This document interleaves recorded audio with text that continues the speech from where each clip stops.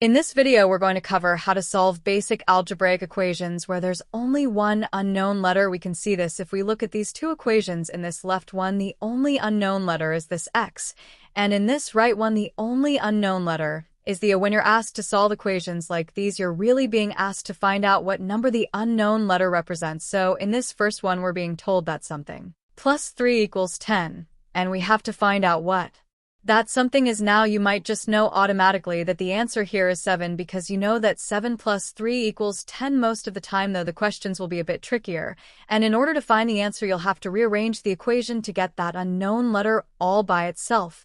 Whenever you rearrange equations, though, there's one key rule that you have to remember, which is that whatever you do to one side of the equation, you have to do to the other side of the equation as well. If you don't do this, then the two sides won't actually be equal to each other anymore, and the equation won't be correct. So for this first equation, in order to get the x by itself, we need to get rid of this 3. At the moment, the 3 is being added to our x. So if we want to get rid of it, we're going to have to do the opposite and subtract 3. However, if we subtract 3 from the left-hand side, then we're also going to have to subtract 3 from the right-hand side because remember, we always have to do the same thing to both sides. It's completely up to you how you want to show this, but one of the most common ways, and the way that I think is probably easiest, is to put a little arrow on either side of the equation and put a -3 next to them both, so that you know to subtract 3 from both sides. You won't get any marks for this in the exam, but it helps for more complicated questions where it's really easy to get confused. So if we subtract this 3 from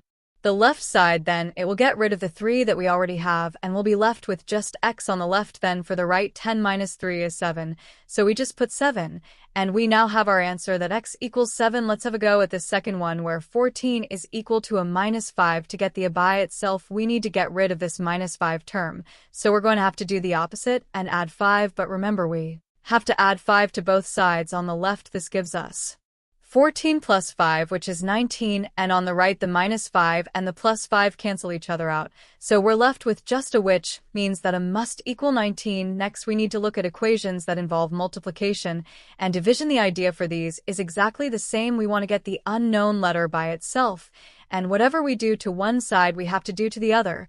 So in this first one, to get x by itself, we need to get rid of this 3, as the x is currently being multiplied by it. To get rid of it, we're going to do the opposite and divide by 3, so we need to divide both sides by 3. On the left, 3x divided by 3 gives us 1x, or just x, and then on the right we do 12 divided by 3 to get 4, so x must equal 4. For this next one, we're told that 15 is equal to p divided by 4, so to get the p by itself, we're going to have to do the opposite and multiply both sides by 4. 15 times 4 is 60, and on the right we divide by 4, and the multiply by 4 will cancel out, so we're left with 60 equals p. Let's try two more quick ones. This first one, 4 plus b equals 19, is a bit different to the other ones we've seen so far because there's no sign in front of the 4, so it's not really being added or subtracted. If there's no sign, though, we know that it's a +4, so you can think of it as being a +4, which means that to get rid of it, we just subtract 4 from both sides. So on the left, the +4 and -4 will cancel out to leave us with just b,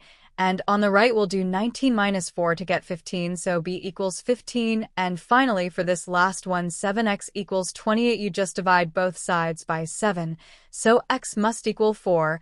And that's it for this video. So hope you found that useful, and we'll see you again soon.